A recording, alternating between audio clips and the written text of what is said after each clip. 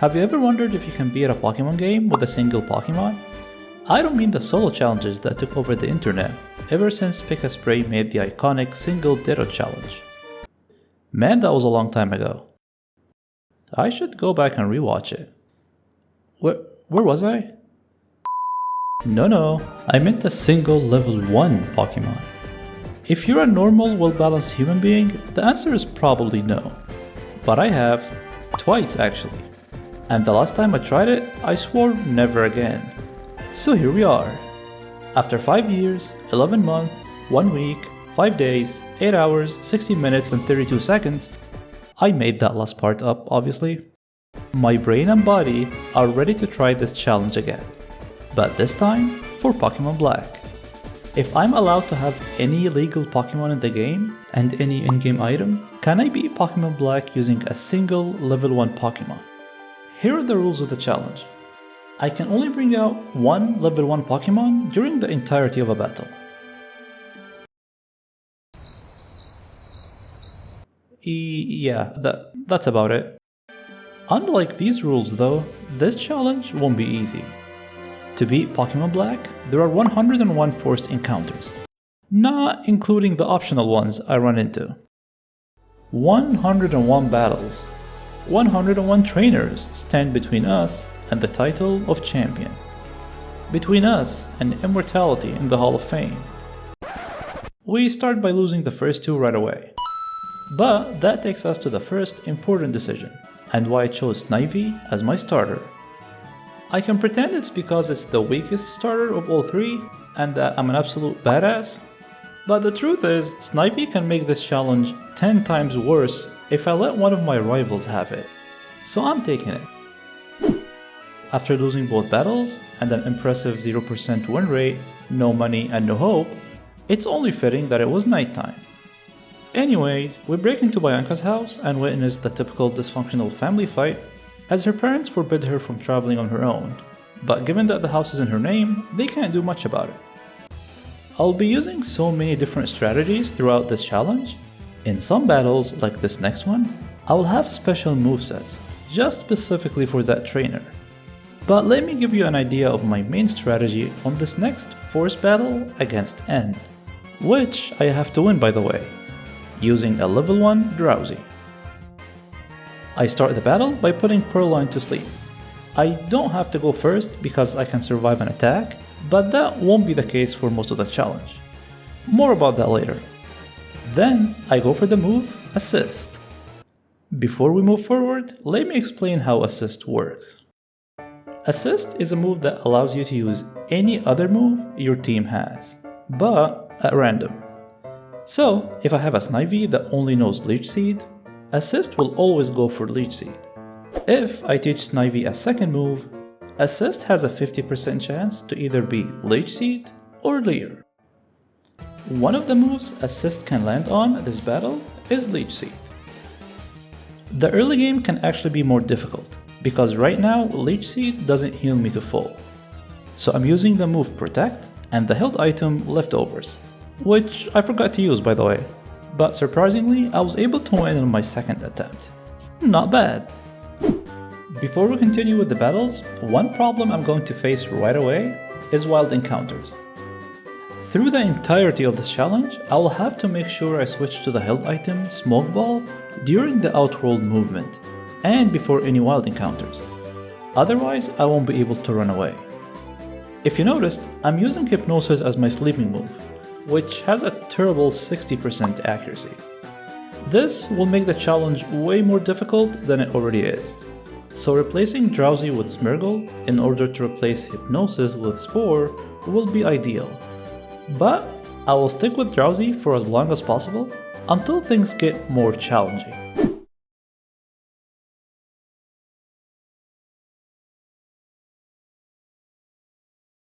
Okay, we tried. Alright, I'm already changing my strategy because Bianca's first Pokemon can't be put to sleep due to its ability Vital Spirit. So we have to get creative here. Luckily, her Lillipup always starts with Otter Sleuth. Okay, it sometimes starts with Otter Sleuth. As long as it uses it first or second turn, I can start this battle. I'm going to teach Smeargle Gastro Acid, a disturbing move to imagine in real life, but in Pokemon it disables the enemy's ability. I will also give it the held item Focus Sash, to buy myself a second turn in case Bianca attacks with Tackle. It will also become one of my main held items throughout the challenge. Once I have managed to disable her Lillipups ability and put it to sleep the following turn, I try to get my setup going. I use Assist to apply Leech Seed and use Substitute as a safety net. Of course, the battle with Lillipup is not over yet, nor guaranteed. It can go for Tackle, breaking my sub, Leer if I'm lucky, or heal with Potion when she's low enough. Eventually, it goes down. But Lillipup is not her only Pokemon, and that is a problem. Depending on how the battle started, I either have Focus Sash at this point, or I don't. If I got hit by Lillipup, I must have Substitute up before Oshawott is sent out, and I will need Oshawott to sleep for at least 2 turns. In this attempt, I only got hit by Tackle and not Water Gun. And even more good news, it turns out her Tackle is a range, so I didn't even need to use my Focus Sash. I don't want to go into too many details on how difficult this battle was, because we still have a long challenge ahead of us. But yeah, I struggled with this one a bit. Sharon is next, and this is the first battle where I get to use my main moveset. You see, Substitute will not be my only surviving mechanic. I will use the move Recycle, which allows me to restore my Focus Sash. This way, I can survive another hit, in case my Substitute was down. Overall, this was an easier battle than Bianca's. And when I say easier battle, I mean I had to survive an Ember from his Purloin's own assist move and crossed my finger I don't get burned easy, not regular gameplay easy. And in that sense, so were the gym trainers. In fact, even the gym leader battle was easier than Bianca's, because his Lillipup has pickup ability, not Vital Spirit. And for some reason they tried to set up using Workup against my level 1 pretend Drowsy, but I'll take it. Actually, there is more to the pickup ability, and it's not as harmless as it might seem. But this will come up later in the challenge. His Panseer only got to attack twice, and both times while my Substitute is up, so no risk of getting burned. We get the first badge without too much trouble. I'm still using the same strategy for this early part of the game, but things are about to change really soon. No! The next section, I'm forced to learn the HM move Cut, and I will have to battle 2 Team Plasma members in a row. The battle themselves are not too difficult, but now I have a problem. There's a 50% chance my Pokemon can use Cut instead of Leech Seed when I use Assist. You see, I've been using Assist to call the only move, Leech Seed, on Snivy, but now that I have to teach it Cut, to get to the next section, Assist will look at my Snivy's moveset and either go for Leech Seed or Cut. So, how can I get around that? Simple really. I can add a team full of Snivys that only know Leech Seed. So with 4 additional Snivys, Assist now has almost 85% chance on landing on Leech Seed each time. And since I only need to use Leech Seed once per Pokemon, it is safe enough to go with those odds. What can I say? I'm an absolute genius. I'm just that good. Now one of you might ask, couldn't you just teach Smeargle Leech Seed instead of Assist and not have to worry about Cut in this battle at all? Well, I'm an idiot. Other than that, I just need to make sure I recycle Focus Sash before the end of the first battle, because the second one starts right away without a chance to re-equip it. Although I wouldn't be surprised if you could come back and just challenge them again if you white out. With that out of the way, we head to the next section. If I deposit all of my other Snivys except one, and only kept Smeargle alive, I can skip the double battle.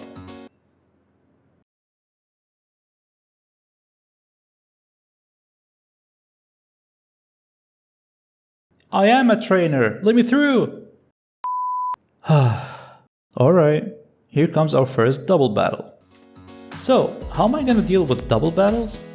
At this point, I'm still not sure, but for this battle, I decided to use a ghost Pokemon, Yamask, because neither of them can attack it. The moves I taught it were Will-O-Wisp and Swagger. I was planning on throwing Pokeballs for my second Pokemon to not use an attack, but the game wouldn't allow me for double battles for some reason. So for my Snivy, I just used Leer until it died. And for the rest of the battle, I kept getting Sand Attack to the face, missed Will-O-Wisp 6 times in a row, and then more Sand Attacks to the face until they both died. My eyes! As you can see, my strategies can be as dynamic as I want it to be. It doesn't just rely on the one Pokemon I'm battling with, but the team members that I have as well. And that is both great, because I can adapt based on the enemies I'm battling, but it's also a problem, because I might be forced to use HM moves in future sections. However, with that kind of adaptability, I'm starting to become optimistic. And just as I say that, I come across a mechanic that could make this challenge impossible. Multi-hit moves. The battle against Sharon was going great, until he brought out his Purloin that knows Fury Swipes. When I tried this challenge in Soul Silver, Gen 4 accounted all multi-hit moves as one hit. So Pokésash could survive all hits. That is no longer the case in Gen 5. Just when I thought things were going great, I tried many strategies in this battle. Hypnosis with Nightmare, Curse, disabling Ember to make Ghastly immune, Toxic with Confusion and Attract, but none of them worked. I was trying to defeat his T-Pet with a ghost Pokemon to make the Purloin battle easier.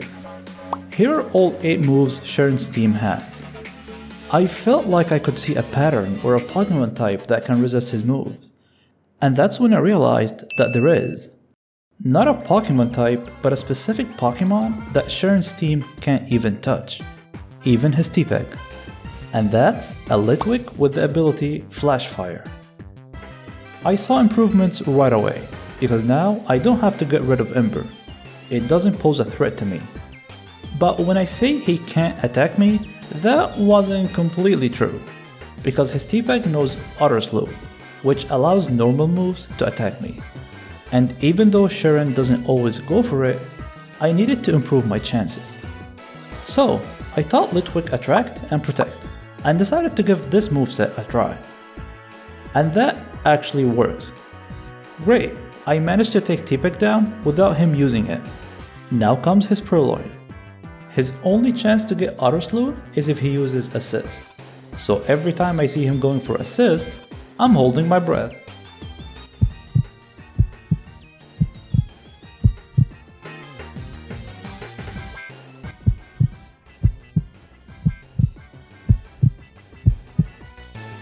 Perfect. 14 battles down, 87 more to go. Next we get a Team Plasma section that consists of one easy single battle, followed immediately by a double battle. I was getting ready to plan for this one, but then realized I could just do nothing and wait for Sharon to take them both down. So that was nice. I see why the game automatically heals after the battle, because I was left with nothing after this one. We avoid running into any optional trainers, and we run into N. This is my first battle against a team with 3 Pokemon, but I came prepared to this one. I forgot to switch Smoke Ball. N has a priority move, Quick Attack, so I have to use Focus Sash, which is my go-to held item anyways. This battle is where Assist starts to shine, and no longer just goes for Leech Seed. I'm adding a second move, Swagger.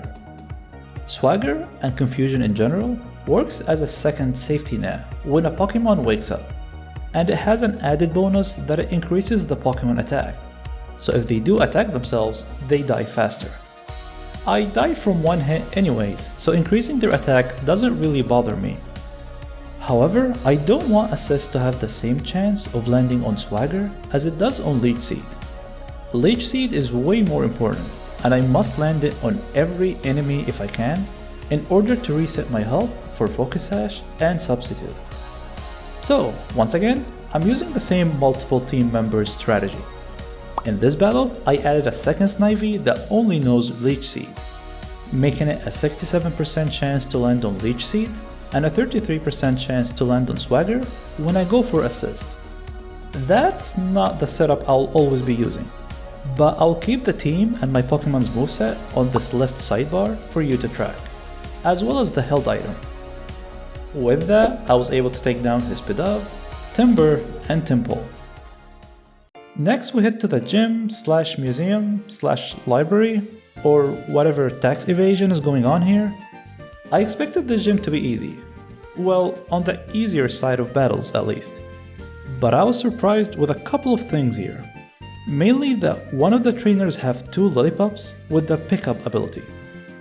Normally a harmless ability, but I learned the hard way this battle that pickup will also consume my used item Focus Sash if it ever gets triggered against Lillipup. I didn't even realize what happened the first time when I died because I was in autopilot mode and not paying attention.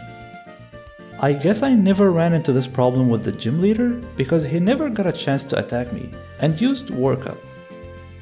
But I guess I'll have to add that to the very long list of things to watch out for in this challenge.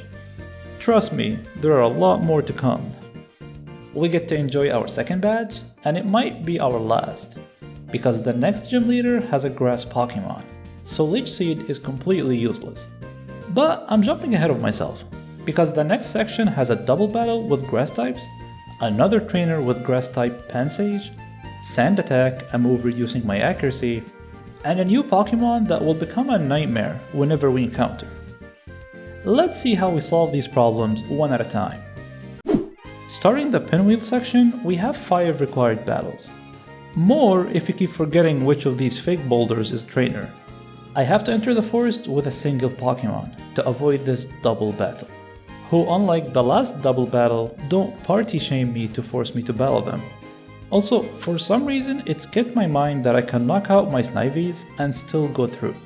But anyways, I'll replace Assist with Leech Seed for the forest section. It was going well at first. Then I encountered this one Plasma Grunt with Fury Swipes that kept taking me down. So I used a Smeargle with a different moveset. This one has Endeavor and Quick Attack, the infamous fear strategy that almost any level 1 challenge uses. If you don't know what that is, you basically get obliterated the first turn but still live on 1 HP thanks to Focus Sash, then go for Endeavor to let the enemy also be on 1 HP, followed by a high priority move like Quick Attack to take the enemy down. The next battle is with a ranger that only has Pansage, a grass type.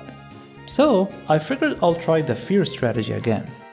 And it worked so well that I've decided from here on out I'm going to use this strategy for any single Pokemon battle. So of course it failed the very next one against a Plasma Grunt, because he kept using Sand Attack, Bite, Detect. Endeavor only got it to 12 HP, because I was at full health. Quick Attack did barely nothing, so in return his Bite did barely nothing. Yeah, the whole thing was just awkward. It did not work. I'm going back to my fake Drowsy for this one. Sandiles are also on the list of problematic Pokemon. They can use Torment, preventing me from spamming my attacks, but even worse, they can use Sand Tomb, a trapping move that can keep hitting for the next 4 to 5 turns, breaking my Focus Sash and then killing me right after. I can't just spam Spore if they ever use Torment, and while this Plasma Grunt can sometimes use Sand attacks, lowering my accuracy before I even reach Sandile, this Grunt had not one, but 2 of them. But over with the bad news, now with the good news. We have 2 things going for us here. 1, Sand Tomb is not a 100% accurate move, so it can miss, and we can just reset until it misses. 2, it won't trap us if it attacks me while I'm behind a Substitute, so once it fails on the first turn, I have to make sure my Substitute is always up, in case he decides to use it. This is where Torment can become even more annoying, since it will prevent me from using Substitute twice in a row.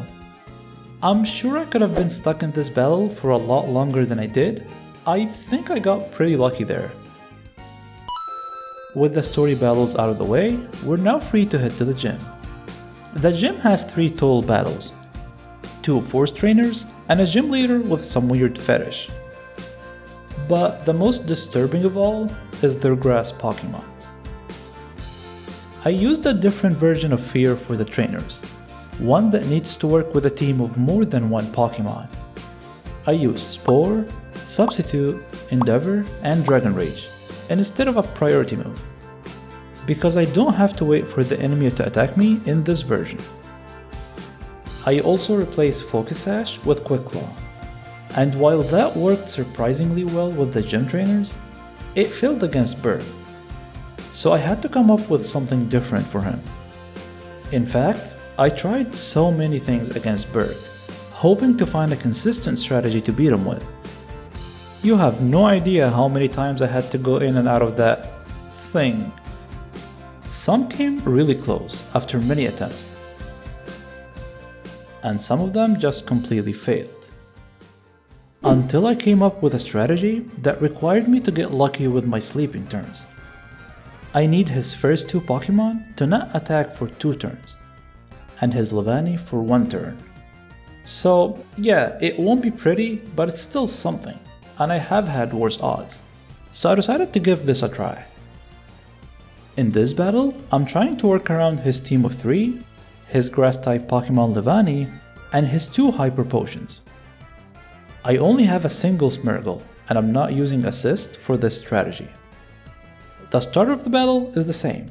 I will live in 1 HP thanks to Focus Sash, and put his Whirlipede to sleep. Then I'm going to use Endeavor. I'm not healing with Leech Seed, and I don't have Substitute. Next, I'm going to use Trick Room. I'm not worried about dying because he's going to heal it, and I use that to my advantage. Trick Room will allow me to go first for the next 4 turns, and it's important to keep track of the counter. If he doesn't wake up and kill me, I will use Endeavor again, wasting his second and final heal. A third Endeavor will take him to 1 HP one last time, and the following turn I will use my priority move Quick Attack. Keep in mind that the healing turns don't count for the sleeping counter, but they do for my Trick Room, which I only have up for 1 more turn, just on time to put his next Pokémon to sleep. I'm going to repeat the same thing, but this time he's all out of heals. So after I put it to sleep with Spore, I reactivate Trick Room and then use Endeavor. If he doesn't wake up for those 2 turns, it won't matter on the final turn, because Quick Attack will always go first. Now only remains his Levani. My Trick Room is still up, so I'll always be able to put it to sleep first. And the battle is decided on the next turn. If he wakes up on my Endeavor turn, I lose.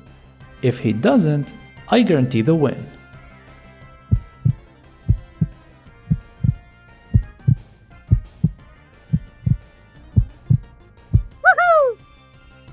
Fun fact, when I was trying this moveset, I miscalculated Trick Room's counter, but I got extremely lucky and Levani missed Razor Leaf. So I put it to sleep and I was able to win. But of course I had to redo that, it just didn't feel right. Also, this wasn't my first time beating Burke with this strategy. Unfortunately, the first time I did beat him with it, my recording looked like this, with the bottom half of the text not captured. It was honestly a pretty unlucky and frustrating section for me, but I'm glad it's over. No time to celebrate though, because as soon as we leave the gym, Bianca challenges us to a battle. I'm using my normal setup, with Swagger and Leech Seed as my assist options. Bianca should be easier, now that her Lillipup evolved and no longer has Vital Spirit. That being said, her Herdier can flinch me with Bite, so I have to watch out for that. She also heals twice with Super Potion. Once again, the healing doesn't bother me because it doesn't count from the sleeping turns, so it's not all bad. I get a free turn out of it as well, and sometimes that ends up being a lifesaver for me Not for them, ironically. Once I get rid of her 2 healing items and take down her Herdier, she brings out Dua. I'm showing the full battle against Dua to give you an idea of how Focus Sash with Substitute can be a powerful combo against most attacks. And my goal is to just make sure both of them are always up for as long as possible, and let Lich Seed do the rest. The same thing is repeated against her Muna, which she will bring out next. Only one Pokemon remaining, and that's her Pansear. Not a grass Pokemon, so I'm not too worried. Everything was going great. I have my Substitute up, and my Focus Sash recycled. His Incinerate can't burn me behind the sub, so I'm not worried about that either. I could see the victory. Up until...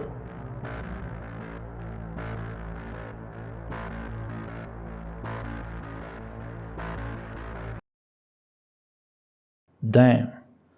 The last Pokemon she brings out has a multi-hit move. This is brutal. I tried a few more times and got really close, but as soon as her Pansear decides to go for Fury Swipes, it all ends. I decided to try something different. I will use a single Smeargle, no assist, and the plan is to try to take down her team as fast as possible. I noticed her Pansear doesn't always go for Fury Swipes, so maybe there's a chance. After several attempts, I got better at the strategy. I played around her healing turns, expecting them, and her takedowns self-inflicted damage, even when behind the sub, but a huge downside is that I'm not using Recycle. Whenever you see me not using it, it automatically means that at any point of the battle, if the Pokemon sleeps for only one turn, I'm most likely dead. In this attempt, not only was I able to take down her Herdier, Dua, and Muna, but the battle started off great because Bianca went for takedown and missed, and I was able to hold on to my Focus Sash for the entirety of the battle. Finally, another chance against her Pansear. Let's see how this one goes.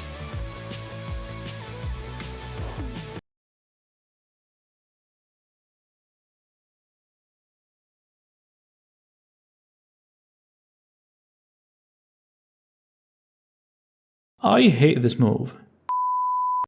Who would have thought this cute person who asked for permission before battling in the hallway would be that much of a nightmare? This was a grim situation. I don't mind not beating this challenge, but it was too early to give up. I thought all the options I have are either to kill her Pansear quickly before it can use Fury Swipe, or get really lucky where it never uses it out of the 8 or so turns it takes Leech Seed to kill it. If I can somehow resist this annoying move or prevent the AI from using it, but how can I do that? And then it hit me. It's a move that I've never thought of before, but it can allow me to use Bianca's own team and moveset against her. Let me introduce you to the move Conversion 2. If you haven't heard of it before or don't know what it does, I don't blame you. Conversion 2 is a move that allows you to change your own Pokemon's type, but there's a catch. It randomly changes your type based on the last move the enemy used, and this is important. They don't have to land it, it doesn't have to deal damage. In Gen 5, they just need to use it. So, what does that actually mean? Let's say an enemy used a normal attack type move, Tackle. The game will check what types out there that either resist or are completely immune to normal type attacks. There's actually 3: Rock, Steel, and Ghost type. You see where I'm going with this? If I can get Smeargle to become a Ghost type, I don't have to worry about Fury Swipes, which is also a normal type move, because I will be immune. Of course, this is easier said than done. My best opportunity is against her first Pokemon, since Herdier is a normal type, and it often starts with Takedown, also a normal type move. One small detail about Conversion 2's mechanic is that if the enemy is asleep and goes for a different move, it won't count, because it didn't actually use it. So my plan here is to put Herdier to sleep, and hope the last move it used is takedown and not bite. I still have Focus Sash, so the start is somewhat guaranteed. But if she wakes up early, I mess up at any point, or fail to switch to Ghost type, that's a reset. The more I tried, the better I got at this. Instead of starting the battle hoping she goes for takedown, I found out the best chance I have is when her deer reaches this health level. That's because after 2 turns exactly, Bianca will heal it. So I can go for conversion 2 for up to 3 times in a row. And I have a chance to do this twice, because like I said earlier, Bianca uses 2 super potions.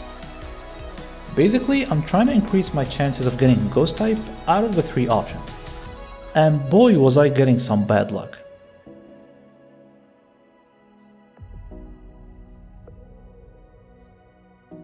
Oh, it worked!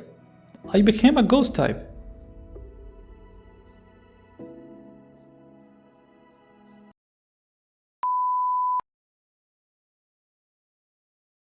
Let's go! Good news! Now the battle starts. Why do I do this to myself? Oh yeah, it's all the money and sponsors that I'm getting. This is the first time I make it past her deer as a Ghost type.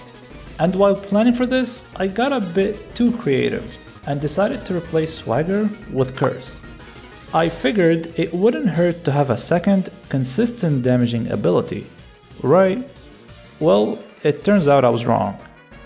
The RNG screwed me over, and I kept getting Curse when I needed Leech Seed. I got lucky and still made it past Dua, but with Muna, I ran out of luck and died, because I couldn't heal and I couldn't use my substitute. I update my moveset and switch Curse back to Swagger. Repeat the process all over again, changed to Ghost type, and took down her deer. I play it super safe with Dua and Muna, spamming the Spore whenever I had to, and recovered my power points whenever I ran low. Fun fact, I was planning on trying this challenge without any in-battle items, like in most of my challenges, but this battle is when I decided against it. And it was the first time I've used a recovery item of any sort. Also, if you noticed, my team is made of Smeargles and not Snivies. That's because I tried some wild strategies with assist, and Snivy limited the moves I could use. With the first 3 Pokemon down, now comes her final boss, Pansear. We meet again. Let's see if my plan works. I noticed right away that it went for Lick. For some reason, I couldn't believe that I was actually a Ghost type, and that the plan is working. The AI will never choose Fury Swipes. In fact, I hoped it did, due to some kind of bug with conversion 2 or something, because that would have meant a free battle for me. But it kept going for Lick. No more multi-hit moves, no more instant death. And going back to the good old feeling when I land Leech Seed on the final Pokemon guarantees the win for me, because I'll just keep going for Substitute until it dies. Actually, in this exact moment, I also regretted taking Swagger. All I wanted is to land Leech Seed and get over with it. Not gonna lie, this battle almost broke me, and I'm excited this strategy worked. Finally, some room to breathe.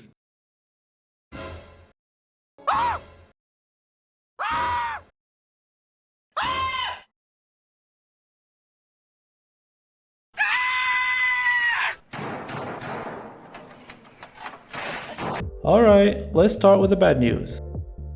Shirin has a grass Pokemon. He doesn't have 1, but 2 Pokemon that know Fury Swipes. Focus Sash is useless because the battle starts with Sandstorm, and the Sandstorm lasts for the entire battle duration, chipping at my already abysmal health bar. Quick Claw is just as useless since his Pidove knows a priority move, Quick Attack, so it's going first even if it procs. And just in case that wasn't challenging enough, he has 4 Pokemon in his team. The good news is, I know exactly how to beat him. The 2 major parts in my strategy throughout this challenge are 1. Focusing on survivability, and 2. Dealing consistent damage. Sharon's excellent choice to battle me in this beautiful piece of land with stunning views and sand in every possible body opening took care of the latter for me, because the sandstorm hits every single Pokemon on his team. So I decided to use that to my advantage. I'm still going to use Conversion 2 to try and get around his Fury Swipes. But what about Quick Attack and his Pit Off? How do I even start the battle? For that, I'm going to use a different held item, Bright Powder. It's a rare item that lowers the opponent's accuracy by 10%. So, we get a free normal type move and survive the first turn. Now what? If you haven't noticed, my Smeargle in this battle is a female, and Assist can land on one of two moves, Attract or Swagger. Two moves that each have a 50% chance of preventing the Pokemon from attacking.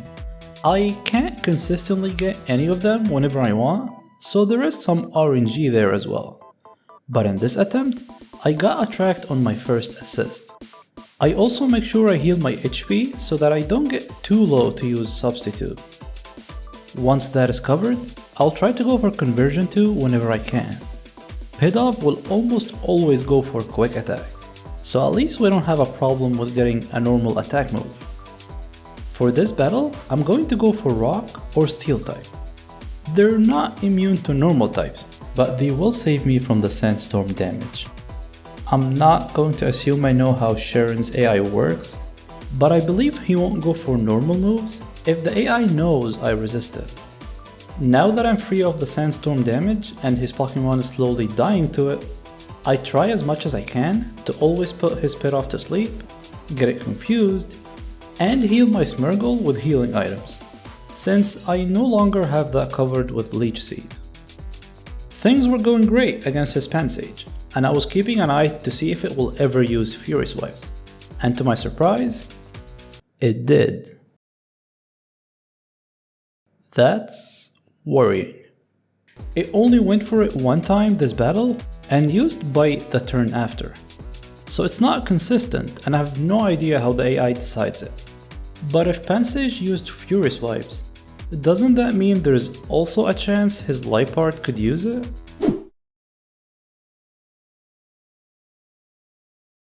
My assumption about resisting normal type moves was completely wrong, and he did in fact go for Fury Swipes, even when I switched to a Rock type. So while not receiving consistent damage from Sandstorm felt nice, we're back to Ghost type. I also decided to replace Swagger with Double Team. In this attempt, I got Ghost type on my third Conversion 2. I can't believe I'll say this, but unfortunately Sharon doesn't heal. I wish I could take advantage of the free healing turns. After getting the type I needed, I tried to raise my evasion by using Assist, and luckily got Double Team twice. I was also able to take down his Pansage once again, this time completely confident that Fury Swipes won't be a problem.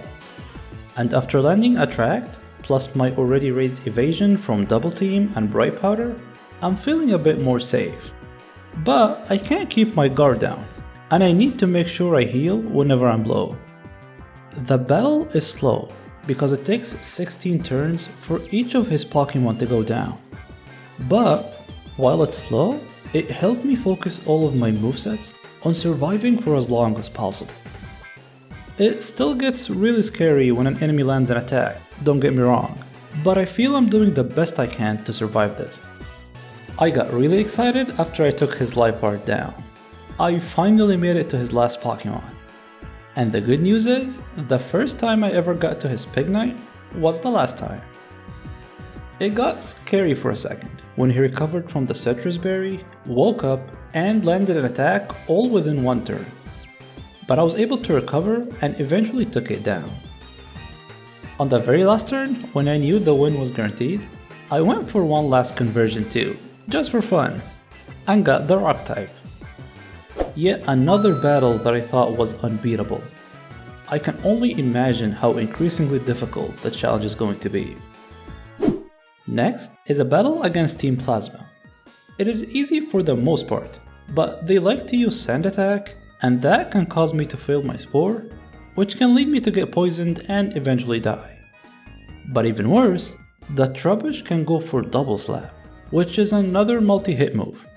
But he only has 2 Pokemon, and after several attempts, we passed this section and are now ready to battle N. N battles will almost always be a struggle, and just like Sharon, he also doesn't heal. In this battle, he has a Sundial that loves to start with Mud Slap to lower my accuracy. He also has a trapping move, Sand Tomb, that I need it to land only when I have Substitute, otherwise it hits for multiple turns. The best start for me if Sandile goes for Assurance, but that's not guaranteed. His Scraggy has the ability Shed Skin, which can heal status conditions, so he can wake up at any turn at random. That alone is a nightmare for my strategy. Watch how this battle could go while keeping in mind that Scraggy can wake up at any turn.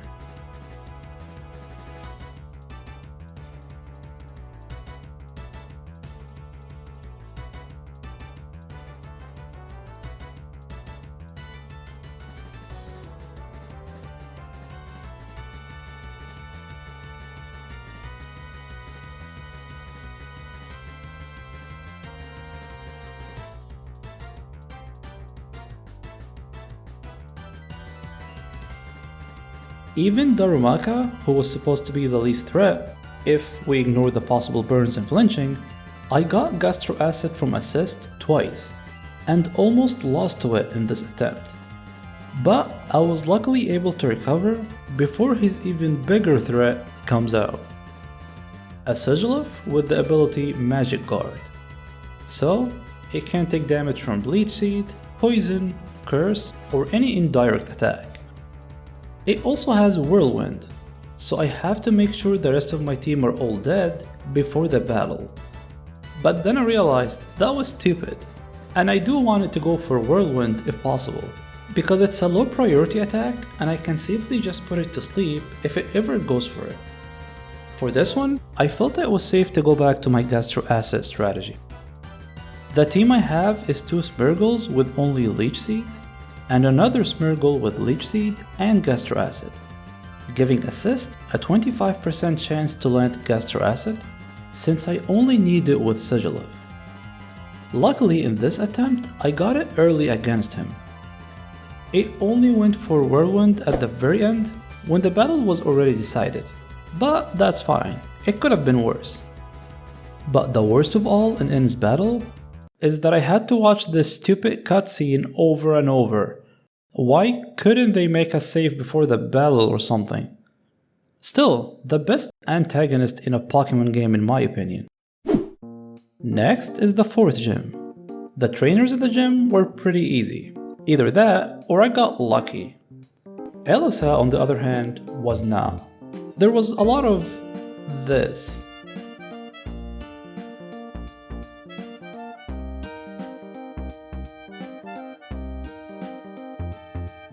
Leech Seed would rarely stick because she keeps switching, and it was just difficult to manage. I considered using Conversion 2 again, to switch myself to Ground type and get rid of all these shenanigans. But that completely failed, because of how Conversion 2 and Volt Switch work. When the first Emolga uses Volt Switch, and I use Conversion 2 on the newly sent out Emolga, the game detects that Emolga didn't go for any move and fails. So that was an oversight on my part. But then I thought, why not just use this against her? I decided to use a Stealth Rock strategy against her team to deal damage to her Emolgas. That was, once again, easier said than done, and I tried many different strategies to try and pull this off.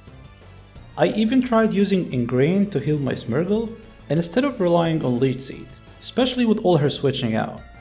But eventually, I decided on a different one.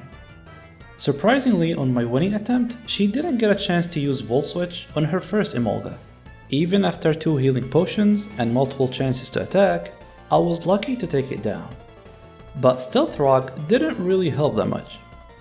She eventually gets to use her Volt Switch with her second Emolga, and now I got her Zip Strika stuck, since it doesn't go for Volt Switch for some reason. and once I take it down, her only remaining Emolga won't be able to switch anymore. This battle was more frustrating than difficult, but after so many attempts, I was excited to get the 4th badge. You know what we haven't done in a while? A rival battle. That's probably what the game devs were thinking when they decided to add 300 rival battles in one section. When we face Sharon this time, things are a bit different. He still have the same team and pretty much the same moveset, but with slight changes.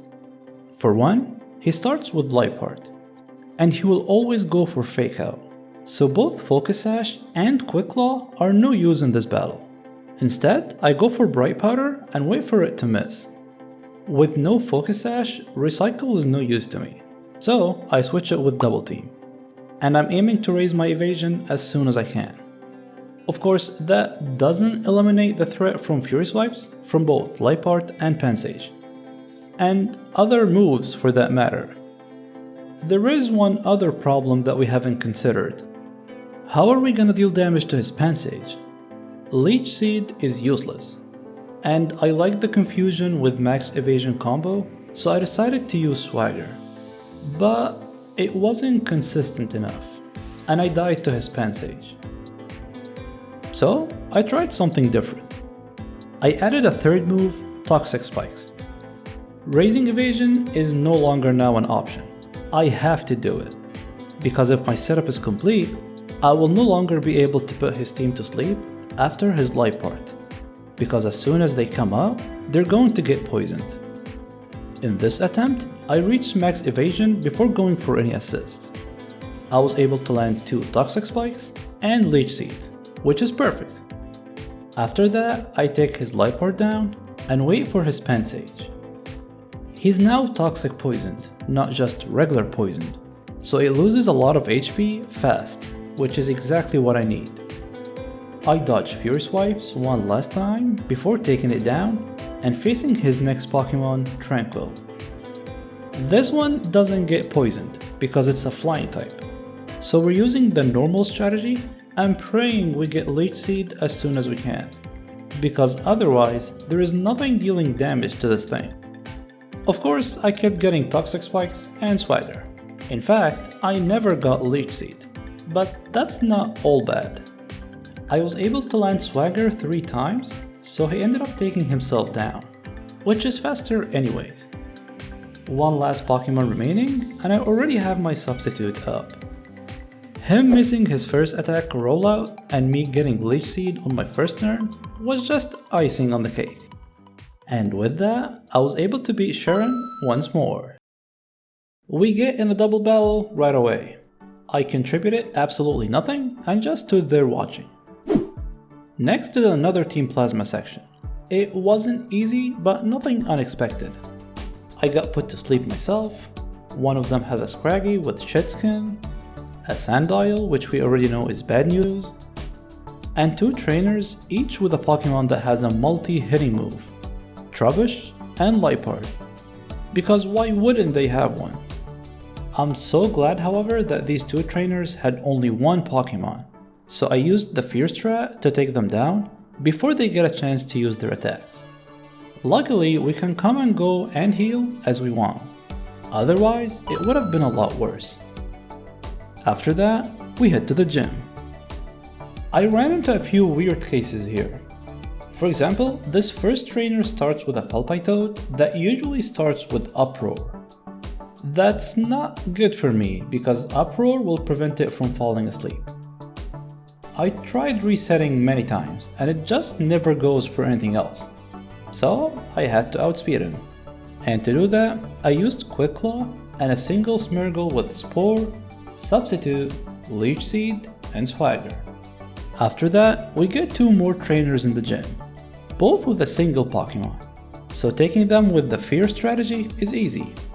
As long as I remember to put the right held item, that is. I rarely get to say this challenge, but the gym leader was easy, at least compared to what we've been through so far. Our good fortune continues, because even Bianca gets rid of Fury Swipes on her Pansear. And with no Vital Spirit ever since the first battle, this one was also free. You can think of those lucky battles as the game's way of apologizing in advance for what's about to happen. Because next we head to Charstone Cave, and here we get to battle N again. Well, again. Looking at N's team, I knew Ferroseed was going to be a problem. A grass steel type Pokemon that can avoid the Leech Seed and can't get poisoned. But things turned out a lot worse when I realized he has Spin Missile, another multi-hit move, and this time it's a Bug type, so nothing is immune to it. It also doesn't help that sometimes his Boldore starts with Mudslap, lowering my accuracy. I underestimated the battle, and once again, I'm stuck. I tried a few different strategies, but they all failed. If I focus too much on his Ferroseed, I make it harder on myself to even make it that far in the battle. But if I've learned anything throughout this challenge, it is that there's always a way if you try hard enough. And then it hit me. Once again, just like with Bianca, I'll try to use the enemy's own team against them. I just want to start by saying I did not know if that strategy would work. It was late when I was recording this, but I figured I would give it a try. I only have one single Smeargle in my party, and I'm calling him Mirror. The first thing I noticed is that his starting Pokemon Boldore has the ability Sturdy. I can use this to my advantage. I have Bright Powder on, and once it misses, I put it to sleep right away. Then I use one of my first new moves, Skill Swap. I'm going to take his Sturdy, and this will replace my Focus Sash strategy, except I don't need to have Recycle. Then I'll go for X accuracy in case Boldore goes for Mudslap. I don't want to continue the fight with a lowered accuracy. I then plan on using Pain Split to lower the enemy's HP, while recovering mine to full. Things don't go as planned with Boldore, so I improvise and I use a healing potion after putting it to sleep a second time. A couple of turns later and it goes down. Now I have my setup complete, I have the ability Sturdy, and I'm full HP. Next is his Jolting, and I take it down in exactly 3 turns. Especially that I got lucky and he missed Slash, so I didn't need to recover a second time. Now is his main threat, Ferroseed. Just like Focus Sash, Sturdy will not save me from his Spin Missile, so while this strategy helps me take down the opponent fast, it doesn't save me from the multi-hit move. Unfortunately, I'm under the mercy of the AI's random decision whether or not he goes for it. Luckily for me, he went for Metal Claw, so I was able to put it to sleep and take it down before it gets a chance to wake up. Only Clink is remaining, and I didn't even need to put it to sleep there, but better safe than sorry, I guess. N is down, and we're one step closer to the 6th badge. Once again, I head into a gym thinking it was going to be straightforward, and once again, I was wrong. Well, mostly wrong. The gym was relatively easy, including the gym leader, but there were still some challenges. Whether the healing from Roost or the flinches from Air Slash, but the most difficult thing I faced was the very first trainer with the move Taunt. It automatically makes me struggle since I don't have any attacking moves. This trainer specifically I had to defeat with a different moveset. I used a Smeargle with Spore, Substitute, Leech Seed, and Endeavor. Endeavor is great in taking down the enemy fast, but more importantly, I can still use it if the enemy uses Taunt. The rest was simpler. Even the Sigilyph in this gym doesn't have Magic Guard, which makes him only a little less annoying. I can still miss my moves due to his other ability, Wonder Skin. As for Skyla, I went back to my single Smeargle moveset, no assist, and no teammates needed. 6th badge is now unlocked. But you know who we haven't battled in a long time? How did we go from 4 rival battles, 5 of them being optional, to all this? The good news is, only his Simisage has Fury Swipes now. The bad news is, he has a Simisage with Fury Swipes. I'm using the exact same setup from the last Sharon battle. So once again, I try to get my evasion up and set up toxic spikes before I get this far into the battle. Then hope I can take him down before he gets a chance to use Fury Swipes, or at least before it hits me, thanks to my max evasion.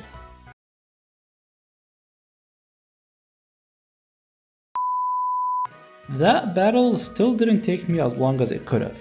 Swagger helped me take Simisage down faster than I would have hoped, and that's Sharon defeated one more time. The Mistralton Cave is easiest to navigate and with least amount of trainer battles during the winter, so we reach the next gym with only one more forced battle. The gym itself has 6 trainers that we need to defeat before challenging the gym leader. I know there is a bug or a skip that speedrunners use somewhere in this gym that might save me one battle here, but I did not use it. I can barely solve the puzzle to begin with. The gym leader was honestly not too bad. He heals twice with hyper potions like all of the other gym leaders at this point, and he can occasionally freeze me. But the only interesting thing that stood out is that he can use rapid spin to not only break my substitute, but also get rid of my leech seed, which takes me back a couple of steps in my setup. But I didn't need to come up with a different strategy or anything like that. Whee!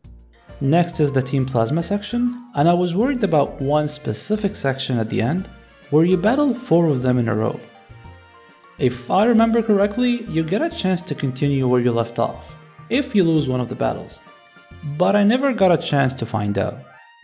I only lost once to the first trainer and then won all 4 in a row after that. I did need to restore my power points mid-battles, but honestly their AI made it easy. We finish all the story-related battles and the rest of the Team Plasma section. Bianca and Sharon, until the end of the game, are just the same form of their last battles. We're getting so close to the finish line. There are only 11 battles standing between us and the Elite Four. But first, we have one more badge to earn. The final gym was also easy compared to the first few ones, with the only challenge being the move Taunt that prevents me from doing anything. I defeated the trainers with single Pokemon using my Fear strategy, and the rest with the usual setup. Drayden was even easier than the trainers in the gym. The only unique interaction is that he uses Dragon Tail often, which has low priority. That's good for me because I get to go first for a change, but it could be scary because it gives him a chance to attack twice in a row if he switches between Dragon Tail and a normal priority move. Good thing we have Substitute and Focus Sash as backup in our strategy. With that, all 8 badges are complete. We defeat Sharon one last time, and as a reward, Bianca gives me max revives. And we're finally here. I am so glad I was able to make it this far, which is something I did not think was possible when I decided to try this challenge. But if we were to beat this challenge, we have 6 more battles to win. I'm going into the Elite Four with only one Pokemon in my party.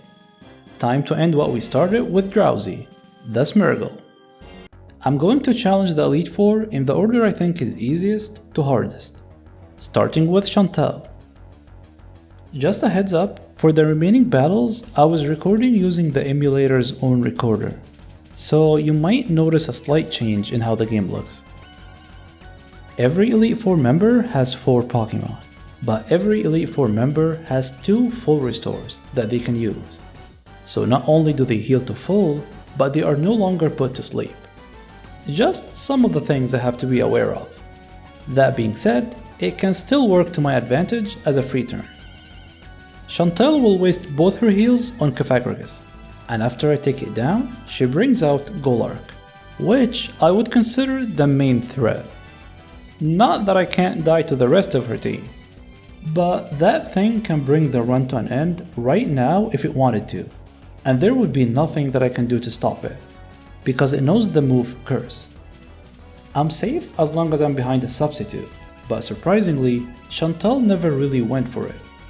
I guess being able to easily one-shot me is just too tempting, so she keeps going for attacking moves.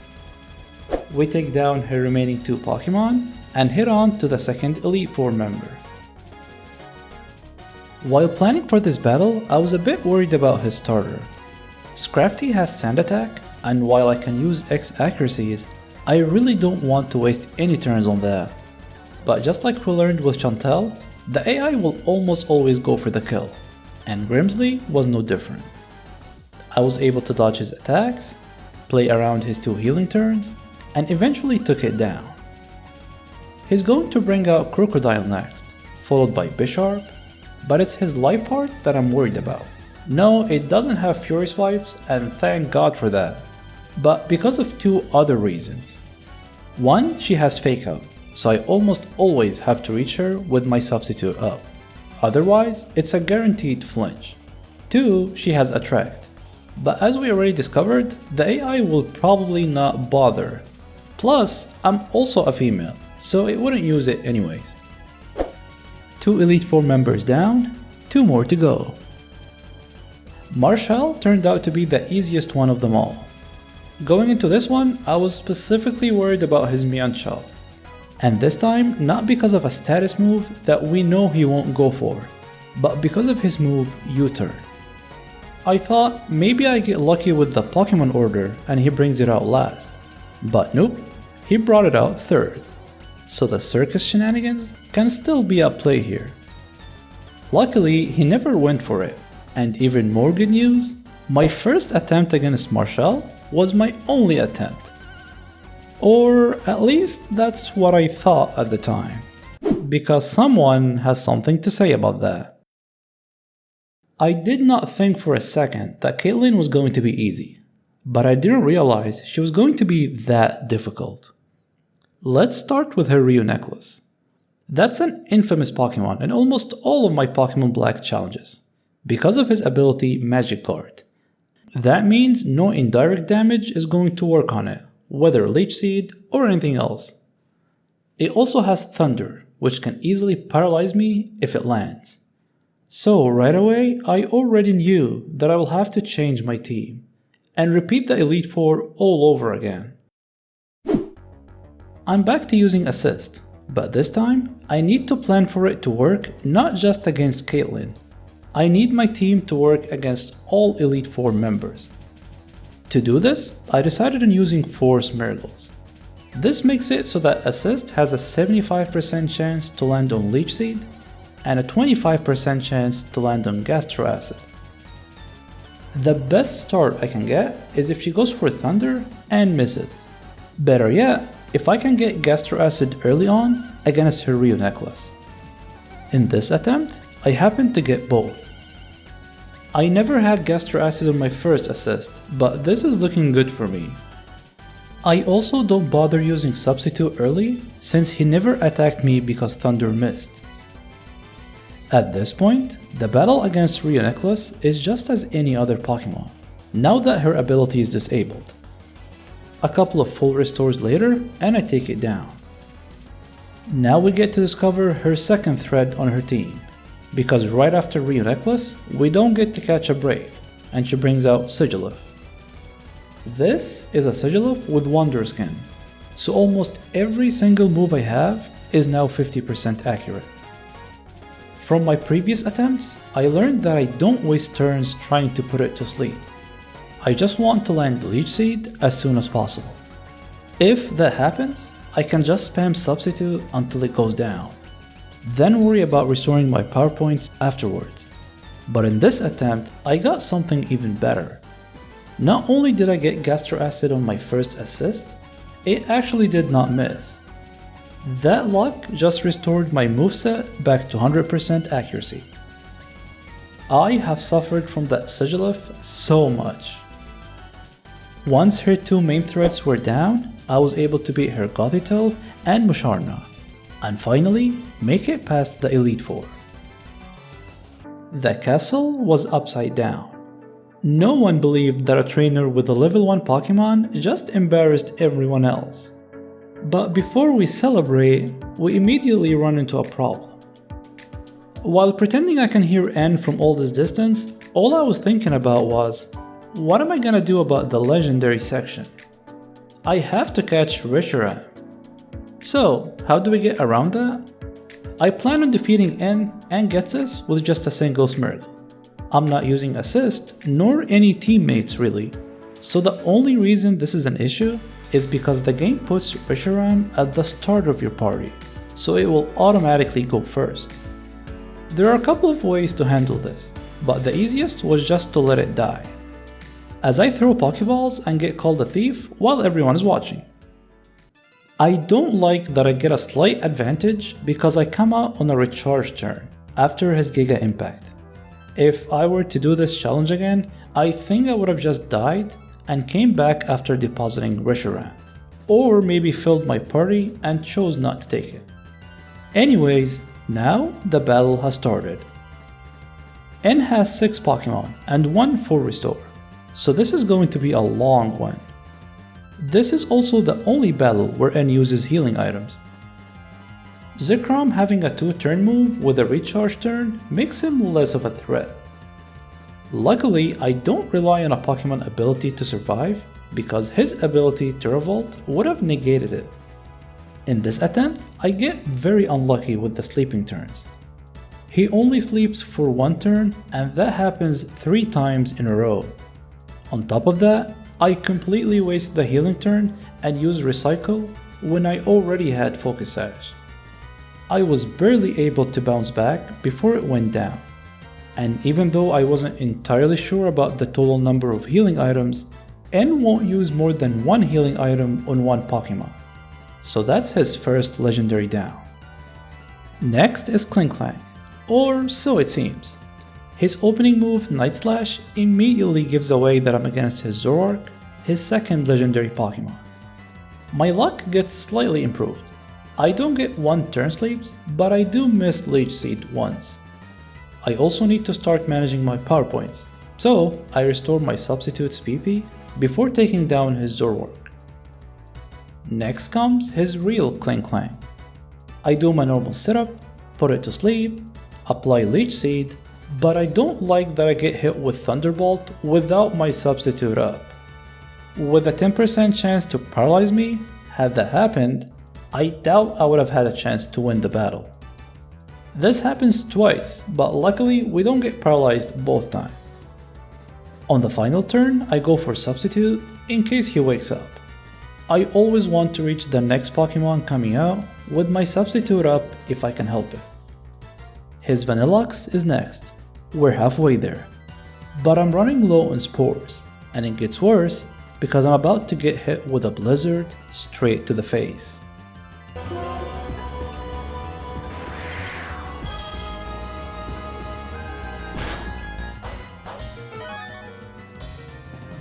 Whew, no freeze. As scary as that was, that's not even his scariest move. The one I was terrified of is Hail. I can't risk a 5-turn damaging move when I'm living on 1 HP half the time. I didn't know if the AI would prioritize it at any point, but I'm so glad it didn't this time. Once again, I end the final turn with substitute in case it wakes up on the last turn and breaks mine. And once again, that is exactly what happens. I'm now really low on spores. I have exactly 5 left. If I want to win this, I will need to find a chance to recover my power points against his Caracosta. And that's exactly what I do. After putting him to sleep and making sure I'm dealing damage with Leech Seed, I go for a max elixir to recover all of my moves. He doesn't wake up on my recovery turn, so I didn't even lose my substitute. Several turns later, and I take it down, while making sure my substitute is up for his last Pokemon, Archeops. It starts off alright before it got worse, and this is my first time reaching Archeops, so I was a bit nervous at this point. Let's see how this one goes.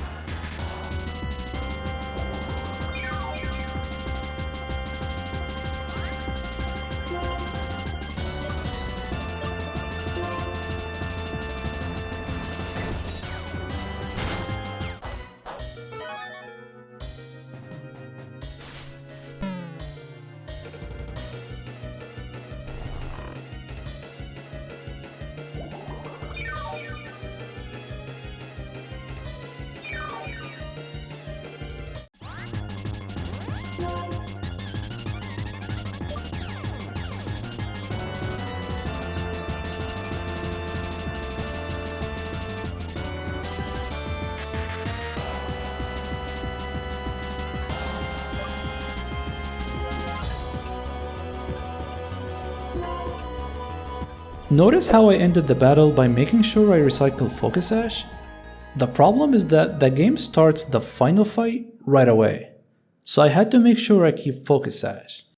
Or so I thought, until I lost against Getsus and realized I can go back and heal.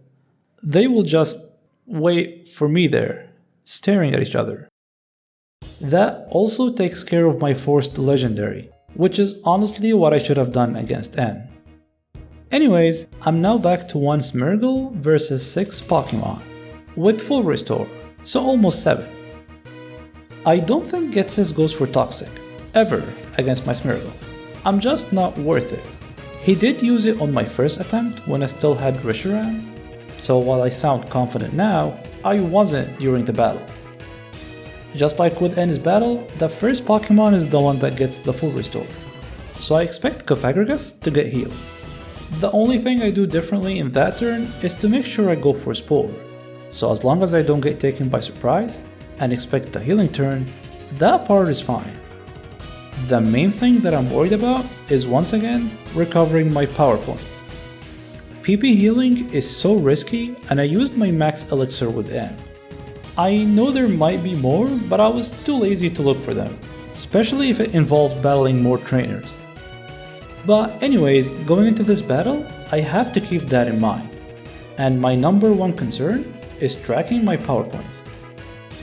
The good news is that I still have normal elixirs, and I get a chance to use one against Hydreigon.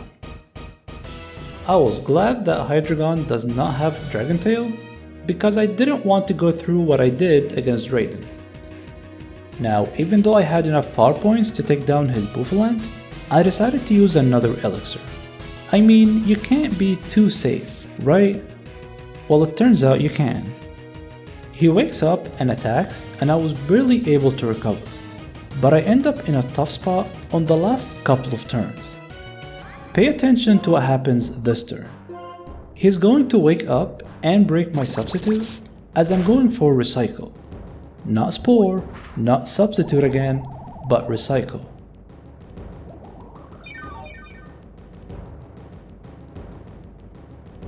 Alright, now we're in this very awkward position. He's going to die next turn from Leech Seed. If I choose Spore, he's going to attack first and I will live in 1 HP. Yes, he falls asleep, but he dies anyways, and I end up vulnerable against his next Pokemon with only 1 HP. If I go for Substitute, it will fail, because again, he's attacking first and I'll only have 1 HP. So same problem, I'm dead to his next Pokemon. The right answer here is to go for Recycle once more. He still dies, I still live on 1 HP, but because Leech Seed heals me to full, and I just recovered my Focus Sash, I can take a hit from the next Pokemon he brings out, and then put it to sleep. I slowly recover after that, and catch a break because his Sesmitoad sleeps for 3 turns. It does get a bit risky again at the end, but that's just how the challenge is. There is nothing new here. His Bisharp is next, and this marks the farthest I have made it up until that point. And luckily, the first time I made it this far was the only time I needed to. I was able to take down his 2 remaining Pokemon, completing the challenge. I really hope you've enjoyed this video. I tried to cover more details and walk you through the challenges I face rather than just how I beat it, but tell me if that was too much or if you would rather I kept it shorter. See you all next time.